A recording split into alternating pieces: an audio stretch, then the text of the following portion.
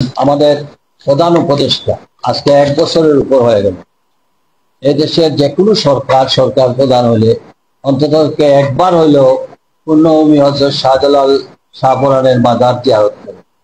কিন্তু এই সরকার আসার পরে, অন্তর্বর্তীকালীন সরকার আসার পরে একদিনের জন্য সিলেটে আসলে আমি দয়া করে মাননীয় প্রধান উপদেষ্টাকে আমন্ত্রণ জানাবো আপনাদের মধ্যে, আমরা কি অবস্থায় আছি, প্লেনে না আসে যদি দয়া করে রোডে অথবা ট্রেনে আসেন, তাহলে আমার মনে হয় তার বিচক্ষণতা দিয়ে তিনি সিদ্ধান্ত দিতে পারবেন এখানে রাস্তা হওয়া উচিত না।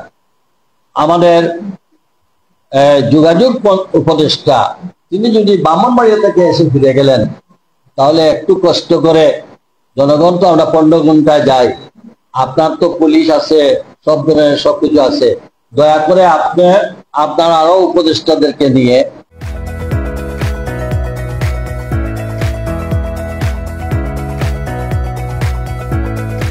একটু সিলেটে আসেন, বিমানে না আসে, দয়া করে আপনি ট্রেনে কিংবা রোডে আসলে আমি আপনাকেও দাওয়াত করতেছি, আপনাদের টিমকে নিয়ে আসেন।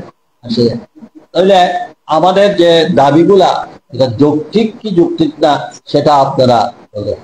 বিদ্যুতের উপদেষ্টাকে মধ্যে বলবো, কেন আমরা এই বিপদে থেকে মুক্তি পাবো না, এই বিষয়ে ওনাদের শরণাপন্ন। আপনারা আসেন,